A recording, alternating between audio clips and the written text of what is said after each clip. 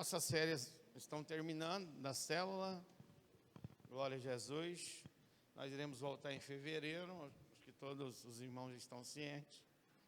E em fevereiro, irmão, nós vamos ter mais um dia, só que diferente da célula, vai ser um dia de estudo, tá bom? E esse dia vai ser numa sexta-feira, 1 hora só. Só que, por exemplo, se você desejar estar no dia do estudo, vai ser lá em casa, não vai ser aqui na igreja. Na igreja, vamos estar orando para que nós possamos, a partir já de março, tentar marcar um culto. Eu estou orando, mas eu pretendo na terça-feira fazer o culto aqui na igreja. E aí a gente fazer um movimento para trazer as almas, para que o Senhor possa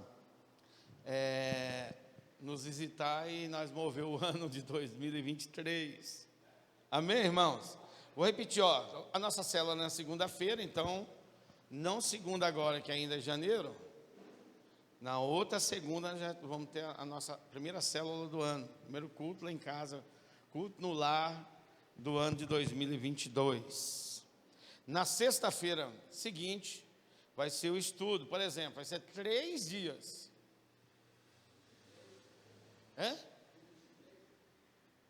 Não entendi. Em 2023, gente, oh meu Deus do céu. Em 2023, então na sexta vai ser 1 hora. Por exemplo, esse primeiro estudo vai ser 3 horas. Então, quantas horas nós vamos estudar na sexta? 1 hora. Se você já faltar na sexta, você não precisa nem vir nas outras 2. Senão você vai ficar perdido. Porque é uma sequência de 3 sexta-feiras de estudo falando a respeito das últimas coisas. Por exemplo, alguém aqui poderia me dizer, e você vai aprender o que é preterista, historicista, idealista, futurista. Você sabe o que é as dispensações, as 7 dispensações? Sabe o que é inocência, consciência, governo humano? Sabem o que é o governo patriarcal? Você sabe o que é a dispensação da lei, dispensação da graça? Qual que é o período que essa acho que todo mundo sabe. Qual o período que nós estamos vivendo hoje, irmãos? Dispensação da graça. São 7 dispensações. E a dispensação milenar. Então, nós vamos estudar tudo isso em 3 sexta-feira. Vocês sabem, por exemplo, qual era o propósito de Deus naquele sonho de Daniel? O sonho da estátua, a cabeça de ouro. Qual era o propósito de Deus com aquelas nações? Com a nação de Babilônia, a nação dos medos e dos persas. Qual era o propósito de Deus com a nação dos gregos, com os gregos no poder, dominando o mundo? Qual era o propósito de Deus com os romanos, dominando o mundo? Vamos aprender tudo isso. Você sabe quantas mortes existem? Sabe quantas mortes existem? Sabem? Glória a Deus. Grava isso, não souber, tu vai aprender. Qual é a diferença desses nomes? Siol, Hades, Giene e Tártaro. Se você ler na Bíblia, nossa Bíblia, você vai encontrar. Vou dar uma dica. Esses 4 nomes têm o nome de inferno, mas não é o inferno. Não são iguais, são diferentes. Só que a tradução João Ferreira de Almeida traz como inferno. E jamais você vai saber entender, separar o Hades e o Siol, a Giene e o Tártaro. Glória a Deus. Tem alguém comigo aqui nessa noite? Haverá consciência depois da morte? O Mike deu uma dica aqui. Você vai me conhecer na eternidade? Você vai saber quem sou eu vou saber quem é você. Você vai ter noção do que é viver a eternidade inteira. Vai haver sofrimento na eternidade? Ou não, sim ou não? O que mais nós vamos aprender?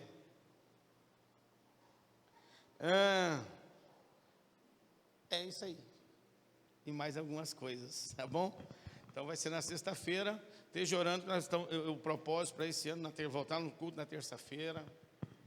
E que o Senhor possa nos dar condições para executar nesse ano um ano de colheita, né, irmãos? Amém, igreja? Lembro que nós estamos fazendo um ano na visão celular. Você pode dizer, pastor, mas não cresceu nada. Dá glória a Deus, amém, irmão? Glória a Deus que nós estamos no aprendizado, estamos vivendo experiências. Nós somos um bebê ainda na visão celular, mas vai dar fruto. Se não desse fruto, se não fosse por causa de você, e a visão celular, Deus conta com você nessa visão, eu conto com você e nós vamos ganhar alma, levar pessoas para conhecer a palavra. O propósito desta igreja, irmão, sempre foi a palavra de Deus, viva e eficaz. Bom, todos que estão aqui comigo, o livro de Marcos, capítulo 2, versículo 1, é onde nós vamos meditar na palavra do Senhor hoje. Lá no livro de Marcos, capítulo 2, versículo 1. Louvado seja Deus. Nós vamos ler 5 versículos. 5 ou 6, deixa eu ver. Uns 5 tá bom. Livro de Marcos, capítulo 2, versículo 1. Que diz assim, alguns dias depois, Jesus voltou para a cidade de Cafarnaum, ou para sua casa, né? Que vai dizer aqui, E logo se espalhou a notícia de que ele estava em casa. Muitas pessoas foram até lá, e ajuntou-se tanta gente, que não havia lugar nem mesmo do lado de fora, perto da porta, enquanto Jesus estava anunciando a mensagem. Trouxeram um paralítico, ele estava sendo carregado por 4 homens. Versículo 5. Aliás, versículo 3. Trouxeram um paralítico que estava sendo carregado por 4 homens. Mas por causa de toda aquela gente, eles não puderam levá-lo até perto de Jesus. Então fizeram um buraco no telhado da casa, em cima do lugar onde Jesus estava. E pela abertura desceram o doente deitado na sua cama.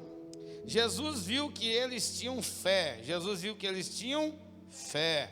E disse ao paralítico: meu filho, os seus pecados estão perdoados. Senhor, nós te exaltamos, te glorificamos, reconhecemos em todo tempo que se não é o Senhor, não.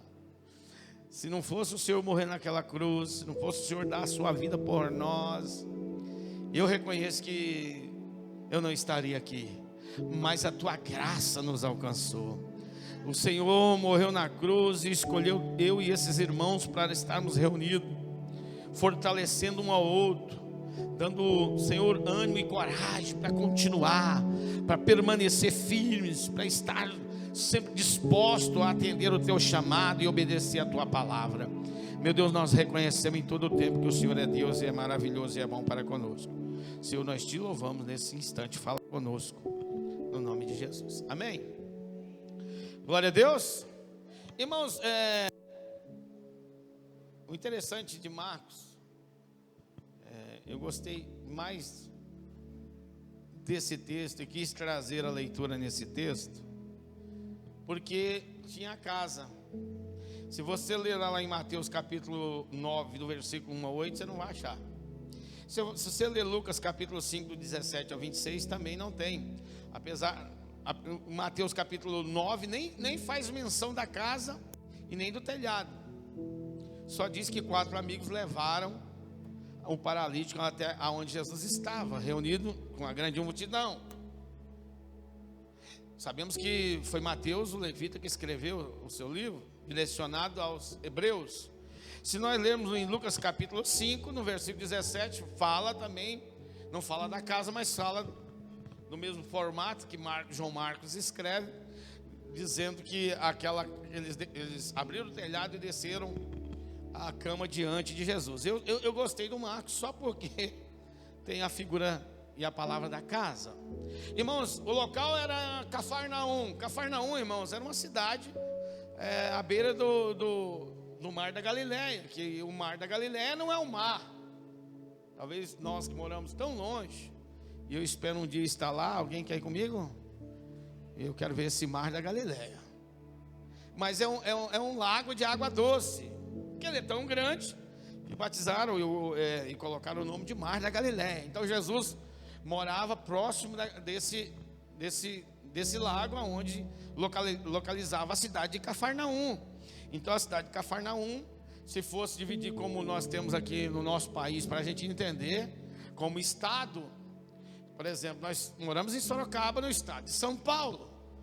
Então Jesus morava numa cidade chamada Cafarnaum, e o estado seria Galileia. Por exemplo, se ele morasse em Jerusalém, o estado era Judéia. Amém, irmãos? Então, para você entender, distinguir os locais ali naquele tempo, naquela época. E o legal dessa história também, irmão, na qual há essa narrativa a respeito desse milagre de Jesus, é que dá-se a entender que Jesus tinha chegado em casa para um momento de descanso, né?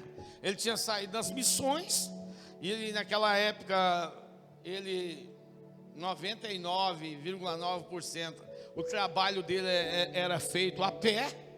Eu me lembro de uma menção somente ele entrando lá em Jerusalém, montado daquele jumentinho. O resto, irmão, tudo lá caminhando, tudo, como diz no Mato Grosso, tudo na canela. Então dá-se a entender o texto que ele chega em casa obviamente, quando ele chega na casa da gente, eu conheço pessoas aqui, até assim, pessoas que estão aqui na igreja, sentadas do lado da irmã Cibele, que nem dormem em outra cama, se não for a dela, né? É ou não é? É desse jeito. Então Jesus, obviamente, estava com saudade da sua cama, e ele volta para a sua casa. Só que eu não sei te dizer, mas imagino eu, como pregador, que alguém sabia, né, os vizinhos sabiam que Jesus ali morava. Viram ele várias vezes entrando e saindo, e sabia que aquela casa que ele estava era a casa que ele residia. Ele agora não morava mais onde ele nasceu, onde ele cresceu. Ele nasceu em Belém, cresceu em Nazaré, mas o local da residência é Cafarnaum. Tudo para cumprir as profecias bíblicas. E eu ainda estou dando uma introdução para os irmãos entender como esse Deus que nós servimos é maravilhoso, poderoso e tem prazer de se relacionar conosco. Amém, igreja? Ele tem prazer, porque o texto vai dizer que ele chega na sua casa, mas provavelmente os vizinhos, alguém que estava ali por próximo à sua casa, viu ele chegando e a notícia se espalhou. E foram e bateram na casa de Jesus. Irmãos, a cidade de Sorocaba é uma cidade grande, mas se você for da onde eu nasci, as pessoas têm devido a diferença de perigo, né, de assalto, roubos. Aonde eu nasci, bem no interior do Brasil, lá no rincão desse país. Então, eu morava no sítio. Qualquer pessoa que chegasse lá, irmão, super bem atendida. Então nessa época de Jesus não era diferente. Então quando a pessoa, ou o vizinho, alguém foi chegando, foram Jesus convidando para entrar. Porque qual era o plano de Jesus? Qual era o propósito de Jesus? Anunciar as boas novas, anunciar a vinda do reino de Deus. Então quando as pessoas chegavam, Jesus não mandava embora não. Recepcionava-os, recebia-os e tratava-os bem, mostrando o caminho do reino, o caminho da verdade. E o interessante, irmão, que rapidamente espalhou-se a notícia, a casa de Jesus, que devia ser uma casa grande. Por quê, pastor? Porque só discípulo tinha 12. E alguns deles eram casados, então provavelmente reunia também as mulheres ali. Tinha mulheres que faziam os afazeres. Então, se fosse um lugar pequeno, automaticamente não caberia tanta gente. Mas o texto vai dizer que as pessoas se chegaram e foram enchendo. Só que eu não sei o período, a hora que esses 4 amigos recebem a notícia. Eu não sei se eles moravam perto ou longe, dá-se a entender que era um pouco mais longe. E eles não perderam a oportunidade de ir até onde Jesus estava. O plano era levar um amigo e crer que aquele amigo seria curado naquele dia. Amém, igreja? Você vê que a palavra de Deus é algo doce, maravilhoso aos nossos ouvidos, sabe por quê? Não mudou, o Evangelho continua da mesma fórmula. O plano e o projeto é de nós conhecermos a Jesus e trazê-las, essas pessoas até o reino, apresentar Jesus para ela, para que a vida dessas pessoas venha a ser mudada. Como, pastor Miguel? Simples. Se a vida dele está destruída financeiramente, nós temos um Deus que não é banco, mas aquela pessoa vem, recebe o Evangelho, recebe a palavra, vive uma transformação, uma regeneração, muda o seu caráter de vida, o seu pensamento de outrora no mundo, e passa a servir Jesus, adorar a Ele como Rei, como Senhor da sua vida. Irmão, é notório que na casa dele, na vida dele, tudo vai mudar. É por isso que o salmista no Salmo, ele descreve dizendo: fui moço, agora sou velho, nunca vi um justo desamparado e nem a sua descendência mendigar o pão. Agora imagina, irmão, aquele que se achega até Jesus, ele se aquebranta, ele muda, ele se transforma da água para o vinho, porque não tem como, irmão, um crente continuar sendo o mesmo, servindo o que ele servia outrora ele bebia, outrora ele usava droga, outrora ouvia música do mundo, vivia uma vida, Senhor, uma vida totalmente diferente da qual nós temos que viver aos pés do Senhor, adorando, servindo ao diabo inconscientemente.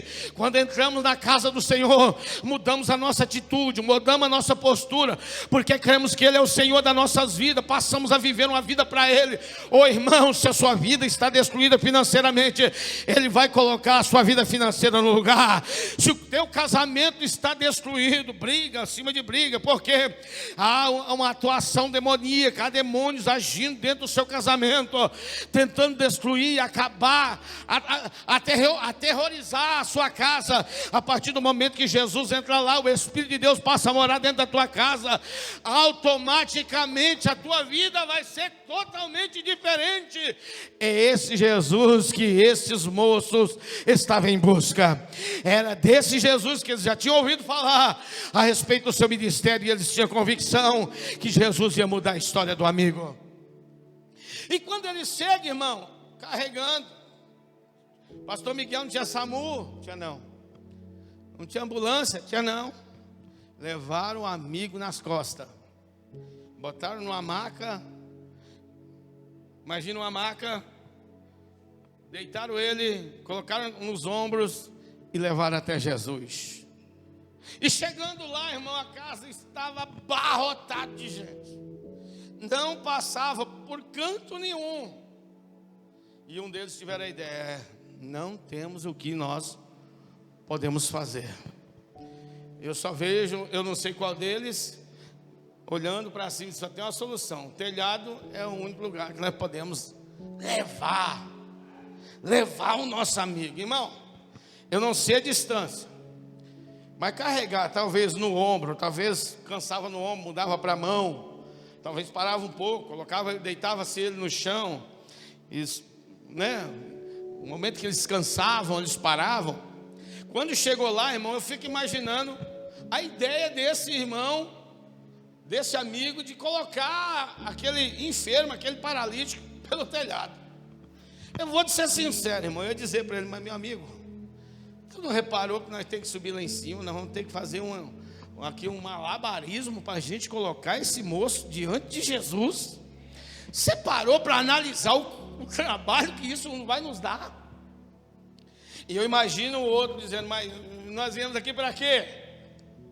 E eu ouço o paralítico dizendo: vamos embora, gente, não tem o que fazer. E o outro falando: não, vamos subir. Essa é a ideia única que nos restou. Estamos aqui, viemos aqui, cremos que ele vai ser curado, vamos colocar diante do homem para ver como vai ser esse negócio. E a única opção é subir no telhado e descê-lo. E a Bíblia diz que eles fizeram. Se você ler no livro de Lucas, vai dizer que eles fizeram isso. Você lê aqui no livro de Marcos, também fala. Esses 3 livros são 3 livros sinóticos. Os 3 livros sinóticos significa que eles falam praticamente a mesma coisa. Só o Evangelho de João que é diferente. E eles sobem, abrem o telhado. Irmão, Imagina, eu não sei se você tem essa capacidade de fazer isso, mas eu, facinho, meu cérebro, facilidade de viajar assim no tempo. Por exemplo, nas eleições eu mudei para os Estados Unidos, mudei para a Austrália, mudei para a Europa, mudei para todo país que tem liberdade. Eu fui sentado no sofá. Então eu não tenho dificuldade nenhuma de imaginar e voltar lá na época de Jesus, nessa reunião, estando ali na sala. Eu vizinho de Jesus, cheguei rapidinho, sentei na primeira poltrona, na frente, ouvindo Jesus. Assim também como os fariseus, o texto vai dizer aqui que eram os escribas, mas lá em Lucas diz que não só os escribas, mas os fariseus estavam lá. Aí eu te pergunto, o que esse povo estava fazendo lá, irmão? Atrapalhando. Amém, igreja? Posso ouvir um glória a Deus? O que os fariseus, ou como aqui está em Marcos, os escribas estavam fazendo? E eram os primeiros a chegar, irmão. Sabe aquele crente que chega na igreja só para observar, para ver, não está disposto a unir a fé, a andar na visão, a trabalhar, a se dedicar, a ver a obra crescer, a obra andar, porque Jesus diz que reino dividido não subsiste. Mas eles já estavam lá, os abençoados. Talvez, né, por ter uma saúde perfeita, correndo, foram a cavalo, foram de bicicleta, sei lá do que eles foram, já estavam dentro da casa de Jesus. E outra coisa interessante, Jesus não proibiu eles de entrar, ó. Amém, igreja? Jesus não proibiu eles de estar presente naquela reunião. Por que Jesus não proibiu, irmão? Porque Jesus precisava deles. Entenda, irmão, tem lutas e sempre ela vai existir na vida do ser humano. Até você morrer, ou até Jesus voltar, até o arrebatamento da igreja, a luta sempre existe e existirá. Lembra quando o nascimento de Samuel, ele veio, como é que foi o nascimento dele? A mãe dele, a Ana, irmão, se não tivesse uma penina, aquela mulher teria morrido estéril. A penina que motivou ela a orar, a penina que motivou ela a buscar, a penina que colocou ela para cima, irmão. Dizendo, eu posso, tu não pode. Eu posso dar luz, tu não dá. Ó, a mulher diz, mas nem é impossível um trem desse.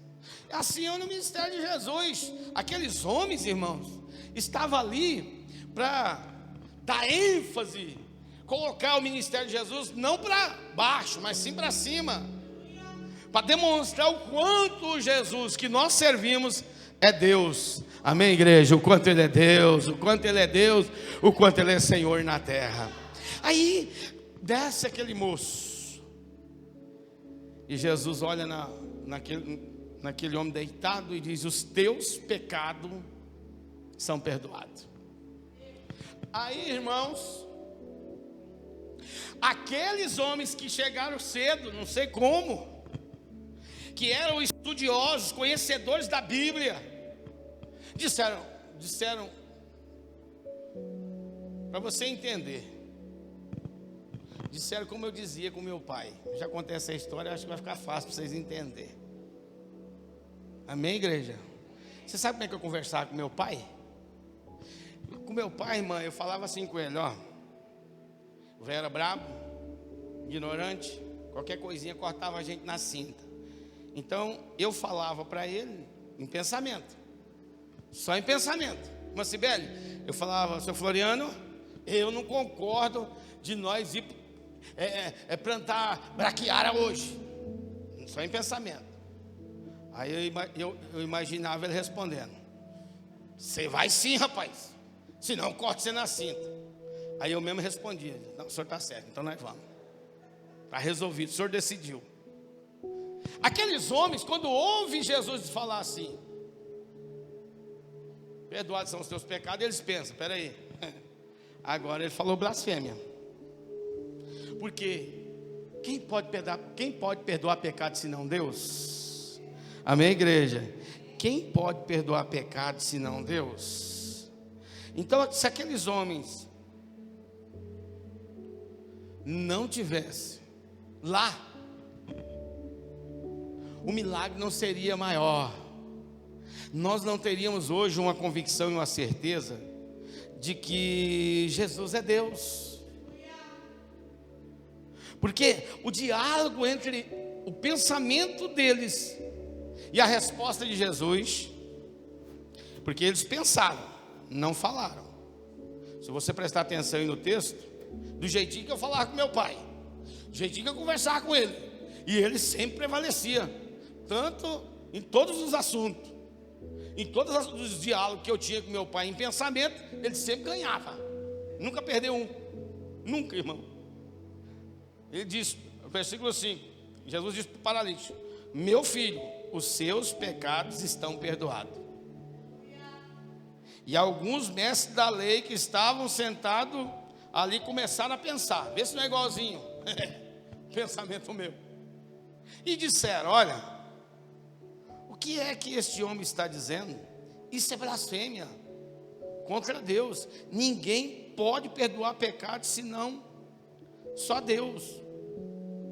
Só Deus tem poder para perdoar pecado. Seria mais, eles estavam assim mais ou menos, irmão. Lembra do Balaão, lá em Números capítulo 22, versículo 30? Quando ele estava indo para amaldiçoar o povo de Deus, a jumenta vinha para cá, o anjo cercava ela, irmã Dália. A jumenta corria para cá, o anjo cercava ela. A jumenta corria para cá, cercava ela. E o Balaão cortando ela assim. Chegou uma hora que ela virou a cara para o Balaão e disse: há quanto tempo eu tenho te servido? Você nunca reparou que eu não fiz isso? E o Balaão discutindo com a jumenta. Assim estava esse povo, esses fariseus. Pensaram.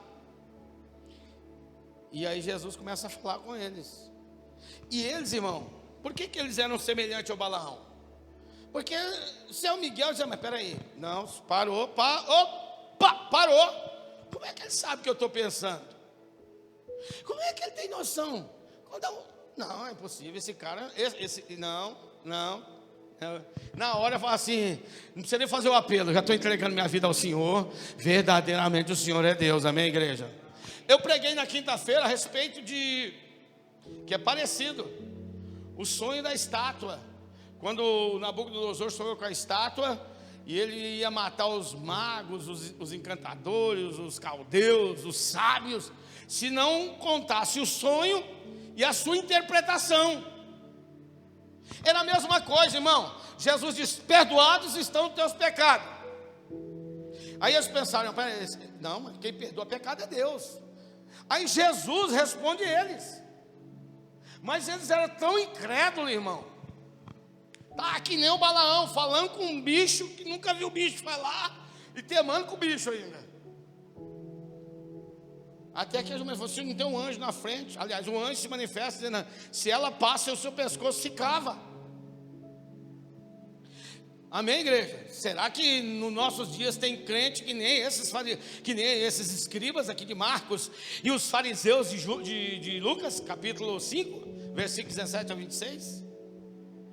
Será, irmão, que você tem essa mesma capacidade, estar 1 ano, 5 anos, 10 anos na igreja, ou a vida inteira como eu, que nasci no Evangelho, e ainda gera pensamentos de dúvida, e só Deus sabe o que você está pensando, só Deus sabe o que você, lá na sua cama, lá no seu trabalho, ou dirigindo, o que você estava pensando ali em pensamento, Deus vem, revela, fala para você, e você ainda continua sendo teimoso. Olha para esses homens. Jesus diz: perdoados estão os teus pecados. Eles começam a pensar e dizer: não, ele está errado, esse homem está blasfemando, esse homem está errado, ele é um falso Deus. Ele está dizendo que ele perdoa pecado, e só quem perdoa pecado é só Jesus, aliás, só Deus, o Pai. Mas Jesus é bom, amém, igreja? Jesus tem paciência, amém, irmão? Jesus é maravilhoso, é ou não é? Comigo e com você também, não é verdade? Quantas das vezes eu e você nos colocamos como teimoso, como nós damos muitas das vezes trabalho a Jesus, começamos a querer inverter as coisas, Começamos a achar que o errado não é mais errado, o que é pecado não é mais pecado. E Jesus ainda tem a sua misericórdia e nos alcança. Ele é bom para conosco, amém, irmãos? Glória a Jesus. Aí segue a narrativa. Versículo 8. No mesmo instante, Jesus soube o que eles estavam pensando e disse: veja, irmão, veja se aqueles homens não tinham que sair crente, mais crente que o Nicodemos, que eu preguei esses dias aqui. Jesus soube o que eles estavam pensando e disse: tem como você adivinhar o pensamento de alguém, irmão? Fala para mim. Tem como você saber o que eu estou pensando? É notório. Quando Deus fala, irmão, creia. Vai ser melhor para você e mais fácil a sua vida na terra dos viventes. Ele disse: por que vocês estão pensando nessas coisas? Olha, Jesus faz uma pergunta para eles: por que vocês, irmãos, os homens não falaram? Eles fizeram que nem um Nabucodonosor, não falaram nada, só pensaram. Ele é blasfemo, está blasfemando contra Deus. Quem perdoa pecado, só Deus perdoa. Só Deus perdoa. Aí Jesus maravilhoso, amém, igreja? Jesus é maravilhoso, amém? Glória a Jesus, em todo tempo Ele é bom para conosco. Versículo 9. O que é mais fácil dizer ao paralítico? Não, irmão, não tem como não servir um Deus maravilhoso como esse. Qual que é mais fácil dizer ao paralítico? Perdoados estão os teus pecados, ou levante e anda? Amém, igreja? Qual que era o problema do paralítico? O que levou o paralítico àquela cama? O pecado. O pecado foi o causador do mal que o colocou sobre aquela cama. Pastor, qual é o pecado? Eu não sei. Só sei que Jesus diz: perdoados estão os teus pecados. O pecado, irmão, é que nos afasta de Deus. O pecado é que nos leva para o inferno. O pecado é a ruína do ser humano. Pastor, você não peca? Peco, mas eu luto 24 horas para mim não pecar. Faço de tudo, irmão. Só para você ter noção, você chega na casa de um cabra, está tocando música do mundo, irmão, e tem uma miséria a música do mundo, amém, irmão? Glória a Deus. Música do mundo tem uma miséria, de repente seu pezinho começa. Eu tenho que ligar no céu: Senhor, ainda a harpa, começa a louvar, o Senhor é bom, para não, o meu cérebro, o meu coração, parece que tem até facilidade, né? Eu vejo muitas vezes, alguns perto de mim assim, tem até facilidade, né, para gravar a miséria. Gravar um hino que nós cantamos aqui não trabalha nada, mas as coisas do mundo, as músicas do mundo, parece que é, né, hein? Já vi gente assim do meu lado, eu digo: rapaz, ficou olhando, eita, facilidade da miséria de gravar a música do mundo. E ela pode te levar você para o inferno. O pecado pode te levar você para o inferno. E o inferno não é bom, vou deixar já claro para vocês. Pastor, já foi lá? Não, e nem quero passar nem na porta. Quero ir para o céu. Meu alvo é o céu, amém, igreja? Tem mais alguém que quer ir para o céu juntamente comigo?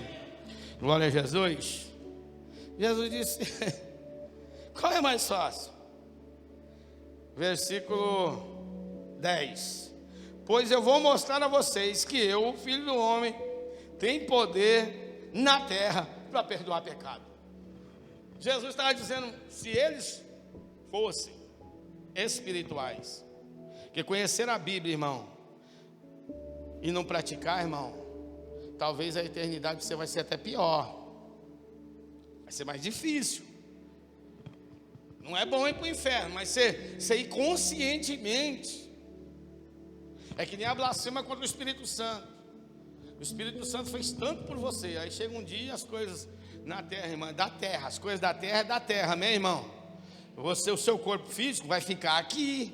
É pó, vai voltar ao pó. Aí você para de vir na igreja, deixa de servir Jesus e começa a questionar tudo que o Espírito de Deus fez por você. Aí é blasfêmia contra o Espírito Santo. E aí não tem perdão.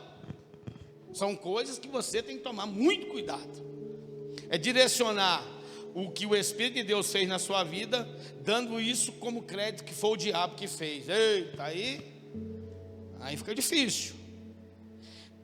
Aí Jesus disse para eles: eu tenho poder para perdoar pecado, me dar poder para perdoar pecado. O que Jesus estava dizendo para eles? Eu sou Deus. Jesus está dizendo, eu sou? O que Jesus está dizendo? Eu sou Deus. Versículo 11. Então disse ao paralítico, versículo 11: eu digo a você, levanta-se, pega a sua cama e vai para a sua casa. Levanta, ele disse, eu tenho poder para perdoar pecado. Ele está dizendo, eu sou Deus. Levanta, pega a tua cama e vai para a tua casa. Será que o paralítico levantou e foi para casa, irmão? Vamos ver se foi ou não?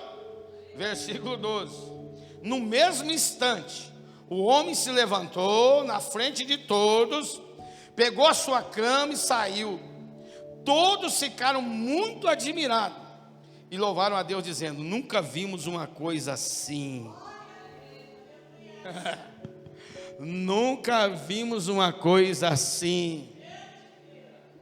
É mais ou menos, irmão, outrora, como eu estava na quinta-feira e Deus falou comigo, eu levanto um profeta, uma profetiza para a gente e acontece um milagre. Acontece, a profecia ela não tem data de validade, mas acontece, sempre acontece. Mais dia menos dia. Aí passa um período que você não administra bem o seu dinheiro, você que é mulher, não é uma mulher que está lá no livro de Provérbios, uma mulher sábia. Você que é um homem, que não está aqui, não tem moleza para homem também não, irmão. Você não é o homem que Paulo descreve lá em Efésios capítulo 5, dizendo que você tem que amar a sua esposa assim como Cristo amou a igreja. Aí, irmão, as coisas viram de cabeça para baixo, viram um ângulo de caroço. A culpa é de quem? Mas de Deus não, é nossa. É nós que não somos prudentes e não tomamos cuidado naquilo que vamos falar, principalmente em casamento. Eu esteja orando, irmão, que futuramente eu creio que Deus vai nos dar condições e nós vamos fazer encontros de casais nessa igreja, para instruir os irmãos, porque o tempo vai nos levando a condições de uma intimidade tão grande que a esposa ou o esposo não pensa para falar. E aquela outra pessoa que está do lado, irmão, seja homem ou mulher, tem sentimento. E sentimento ferido dói na alma, machuca. Você tem que pesar a sua fala, a sua palavra na balança, porque senão pode gerar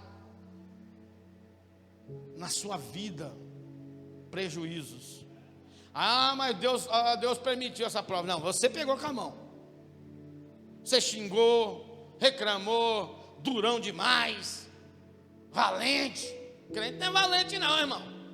Pese antes de você falar essa palavra. Se fosse Jesus, ele falaria essa palavra? Se fosse Jesus, ele ia dizer isso para os fariseus? Ele sabia que os fariseus estavam ali. Ele não podia dizer, ops, vocês não. Aqui vocês não são bem-vindos não, neguinho, pode ir embora. Vocês não. E ainda, quando Jesus está dialogando com eles, fala, ensina, instrui e ainda fala com amor e carinho, amém, irmão? Acabamos de ver isso. Acabamos de perceber nesse diálogo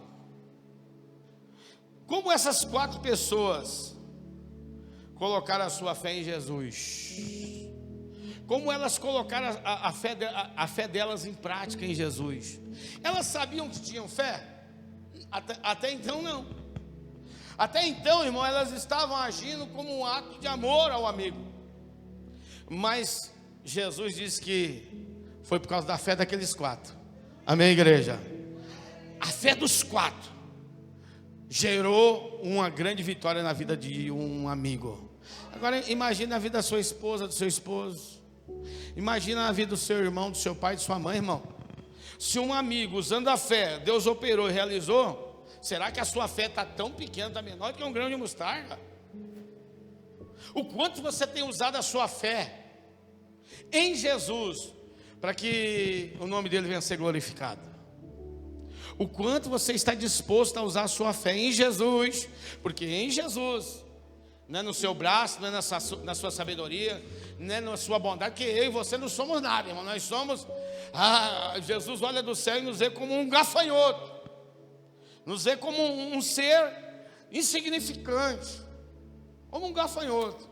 Então nós não podemos fazer nada, mas se você depositar sua fé em Jesus, irmão, Ele pode alcançar nesta noite, responder você e entregar na sua mão aquilo que você tanto busca e precisa. Só que em Jesus não pode ter mistura. Nada misturado no mundo espiritual gera vitória para você. Tem que ser puro, genuíno, porque Ele é especialista em fazer milagre. Amém? Se coloquem de pé. Eu queria aqui nesta noite que você parasse e olhasse para dentro de você e olhasse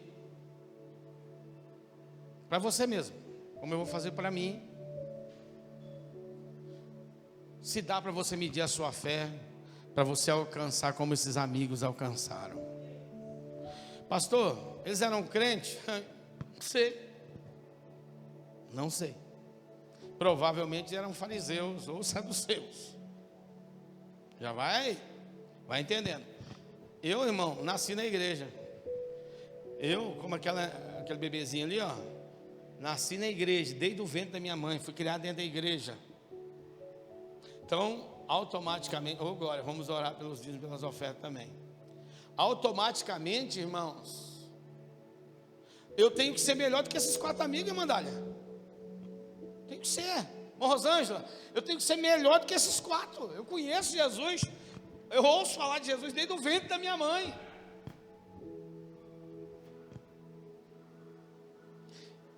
Por isso que eu coloquei um tema nessa mensagem: Jesus e os 4 amigos. Isso aqui é um maravilhoso em Jesus, irmãos.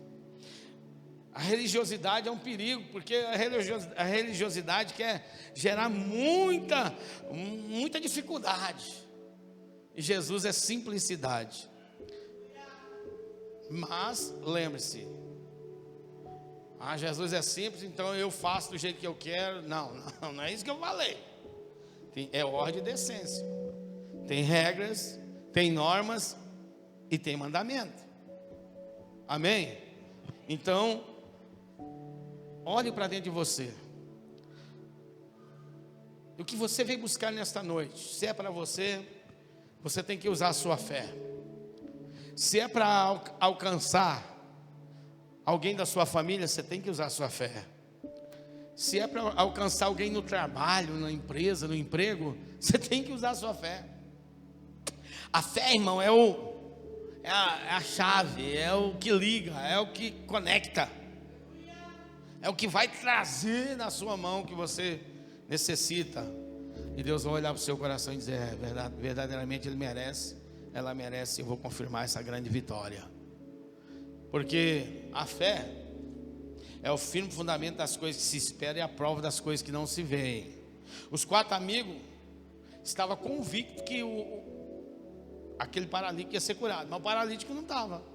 Você não vai ver nenhum momento aqui nessa leitura, nenhum dos três livros, o paralítico com fé. Glória a Deus. Então você pode olhar para alguém da sua família lá e dizer: isso aí vai para o inferno, não tem fé. Não, peraí, você tem fé por ele? Você pode fazer a diferença na vida dele. Você pode, irmão. É a palavra que nos garante isso. Você pode orar com toda a fé do seu coração e dizer: Jesus, eu creio. Pastor, ele bebia, está ficando mais bêbado, irmão. Está dando resultado desse negócio. Ele era bravo, está mais bravo. O diabo já viu que vai perder. O diabo já viu que vai perder. A vitória vai ser sua. Você não pode recuar. Você não pode retroceder, você não pode desistir. Amém? Jesus e os 4 amigos. Põe a mão no seu coração, apresenta a sua vida agora.